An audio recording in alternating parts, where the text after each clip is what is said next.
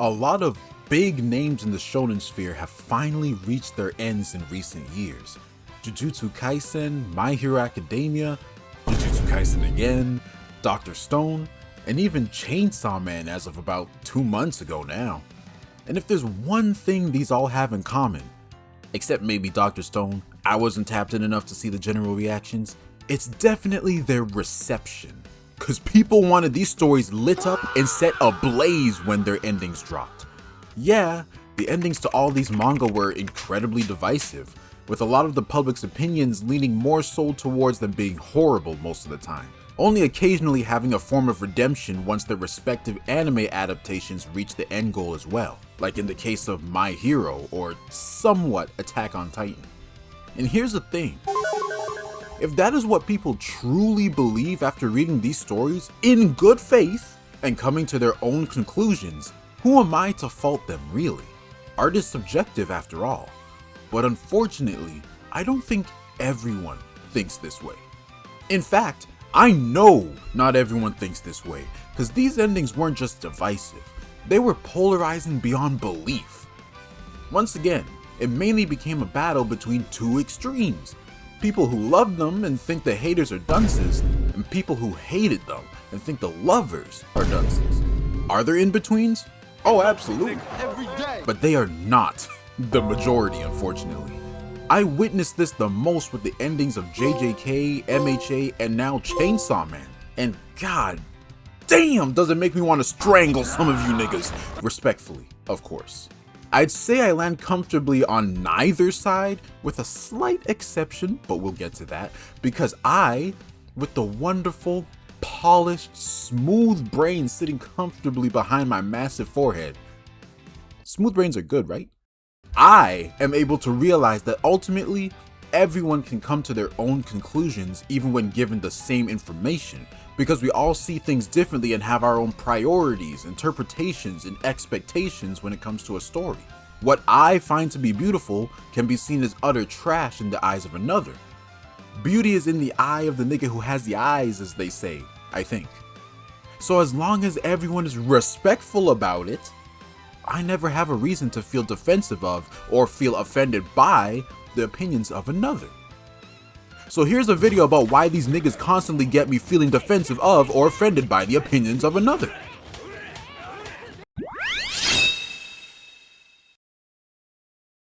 So here's the skinny on all this, right? Let me use JJK as an example here. The ending of the manga is announced to be ending in 5 chapters. And don't worry for any anime-only watchers. I'll let you know if and when I'm going to be mentioning any spoilers. You're safe with me, homie. The ending of the manga is announced to be ending in 5 chapters, right? Everyone starts going buck wild because by that point, we were still in the final fights. Definitely felt like we were reaching a climax, but it wasn't done just yet. So 5 chapters to wrap everything up felt wild. A lot of people got nervous because of this. Hell, even I was a bit confused by this announcement, but I let it rock.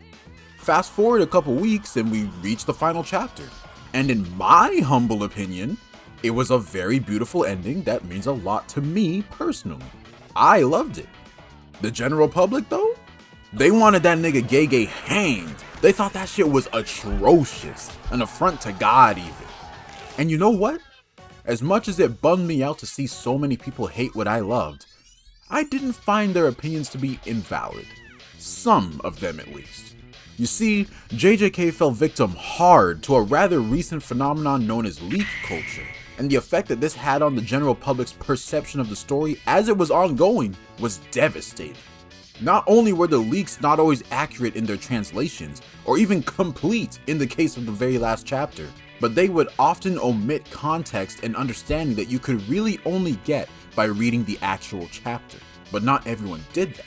Hell, I don't even think half of these people did that. They just take the leaks in stride and go on with their day, never to touch an actual chapter again.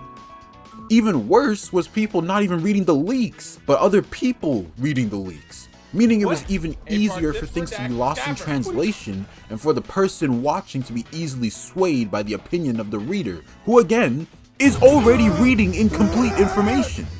But leak culture did its damage and its effects are still felt to this very day. Cause again, I didn't mind all that much that people disliked or even hated the ending. A bummer, sure, but it is what it is, you know? It is what it is. It's the hatred based off of misinformation that pisses me off. Like, if you're gonna hate accurately, my nigga. It ain't that hard. So many times that I've seen people that felt like plot lines went nowhere or things were never explained despite having proper reasonings or conclusions that they would have known if they were actually reading the manga, but they never opted to do so and made it everyone else's problem. Annoying ass niggas. We should remove one testicle and or meat flap for the ladies out there as payment. Hey, speaking of one bald niggas, so in the last video I uploaded, I went over my feelings on the now 2-month-old ending of Chainsaw Man, as well as the man's having completely civilized discussions about it. I don't want to share too much of my feelings regarding it cause I'm both trying to keep this video spoiler free and cause I'm trying to subtly get you to watch that video too. Is it working? But to keep this brief, my issues with Chainsaw Man Part 2 could be summed up as me feeling like there were a lot of plot lines that went nowhere, character arcs that felt rushed or sidelined, and aspects that were simply never explained in their entirety. I know some of these words. You know, this sounds kind of familiar. Let's just put a pin in that for now, Chief. The ending itself left me feeling rather indifferent, no strong feelings one way or the other, and I would have likely left it at that beyond some more reflection later on. But then I started hearing the opinions of others regarding the ending, and just like with JJK and MHA, we all engaged in some civilized discussions regarding our differing opinions on the ending and series as a whole.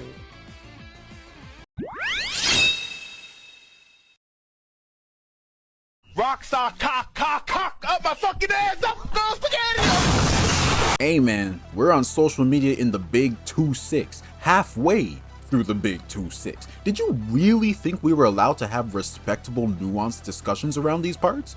Nah, you pick your side and you die for it. So like I said, huge flame wars about this ending, just like it was with the endings of many other shonen series before it. Though I would say this might be the most divisive amongst them. The other ones felt like they leaned more to niggas that just hated it. And hey, everyone's entitled to their own opinion. Some of those opinions are dumb as donkey dick, but I don't think things as simple as I liked or disliked this thing are among those. But for some reason, many people on social media now are super incapable of making distinctions between these kinds of opinions and letting bygones be bygones. Instead, they have a massive ego about it and think that they, and everyone who agrees with them, have to be the right ones. Everyone else is just stupid or doesn't understand it like they do. And credit where credit is due. Sometimes a change in perspective or the presentation of new information is all someone needs to change their mind entirely. Changing your mind is okay, fellas. We don't gotta stand on business all the time. This is normal.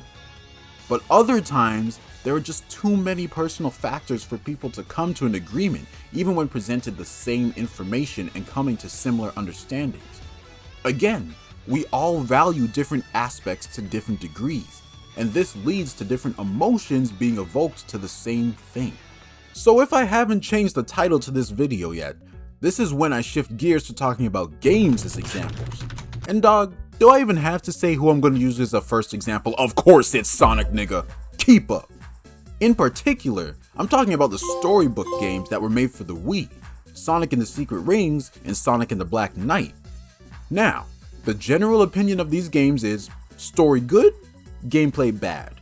And it's okay for there to be a popular opinion, that's just the way things are gonna be a lot of the time. But a popular opinion is not an absolute fact. And I'm an example of this with these games cause I'm gonna be honest guys, I actually liked playing these games, especially Black Knight.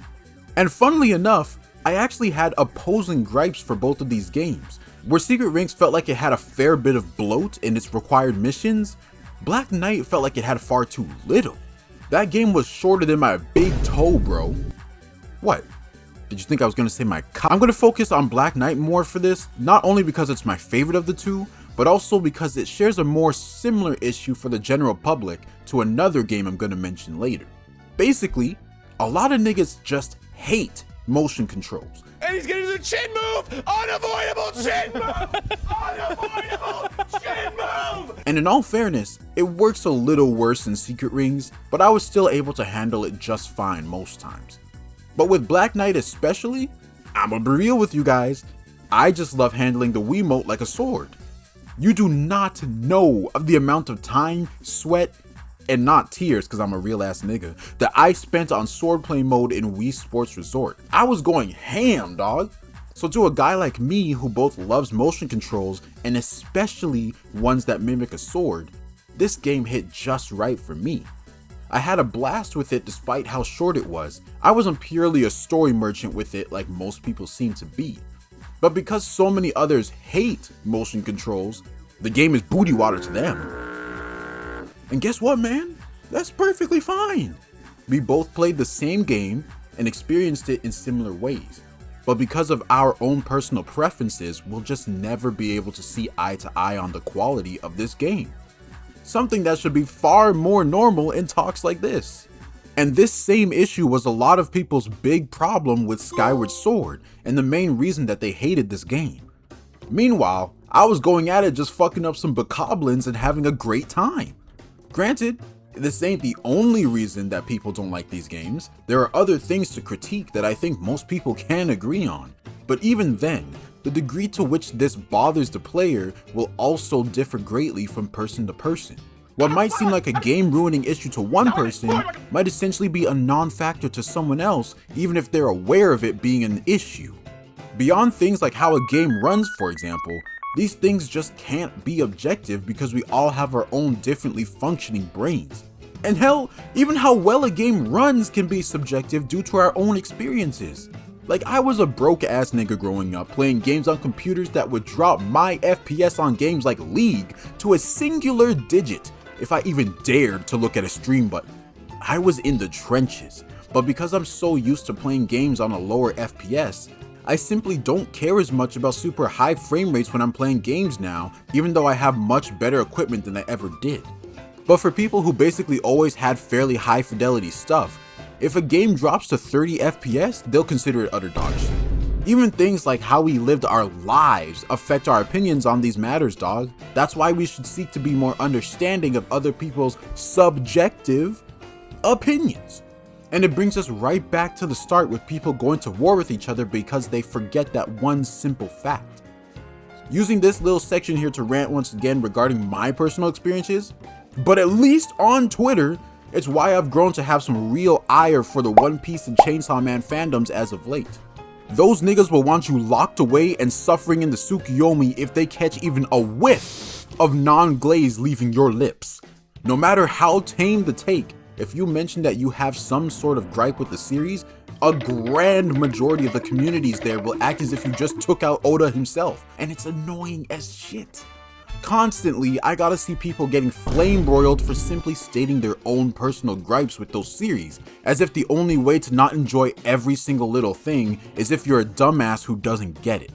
And despite being rather different in how they act out these traits, with Chainsaw Man stans typically projecting a more cerebral facade than One Piece stands to further prove their point, the main commonality I see amongst these two camps is that they very often think of the authors as gods who could do no wrong and plan out every single little detail. So obviously, if the authors are absolutely perfect at all times, the people who don't like any part of it are simply too foolish to understand this story for 7-year-olds. Like, that shit ain't healthy, chief. It ain't good for the soul, brain, or penis, because you're not going to be getting any play with that attitude, my nigga. Fix up.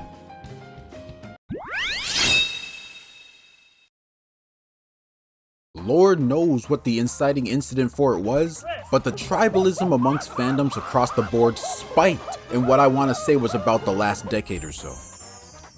A mindset of, you're either with me or against me, and I'm always right, so you better be with me, nigga, in spaces like these is dumb, bro. That's why so many peeps out there are miserable as shit when actually engaging with fandoms of series that they like on nearly every other platform. And all these reinvented uses of words like LARP ain't helping things either. I could almost be on board with its new use when referring strictly to people that seem to just be talking about a series for the fashion and don't actually engage with it. But even then, I can barely bring myself to care that much most of the time.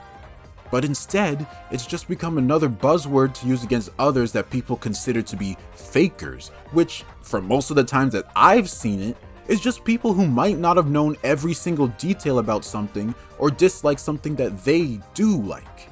Anytime I'd see a reel on IG of someone making a criticism or even just a little joke about the Chainsaw Man ending when it happened, the comments would be flooded with people claiming that they have no reading comprehension or that they're just LARPers. Like, dog, free yourself from this mindset. Not everyone is gonna be just like you, nor should they be. That's just life. It's what makes us unique. Spend more time having fun with what you do like, or if you want, spark a discussion with people with differing opinions to yours. Maybe neither of you will change your mind in the end, but gaining an understanding of each other's opinions couldn't hurt anybody. On top of that, it ain't good for anybody to mindlessly glaze and praise something along with labeling any sort of dislike or criticism as hating or not understanding it just because you like that work or the person that made it. That right there is stan behavior. Something that seems to have spread to the far reaches of the entire world from the hotbed that was the K-pop stans of the mid to late 2010s. It corrupts your soul, dog. Cut that shit out now. But hey, sometimes a nigga really is just flat out wrong about something. And sometimes that nigga is you. Yes, you. And we just gotta hug that, Brody. Ain't nothing wrong with being wrong. It's staying wrong and being proud of it that makes me wanna harm you. Do you want me to harm you? Are you into that? You a little strange, my guy. But for my gals, I mean, hey, my DMs are open. So basically, fellas, what I'm trying to say here is, we need to snatch the words subversion and deconstruction away from some of you niggas before I start dropping L4s on your asses.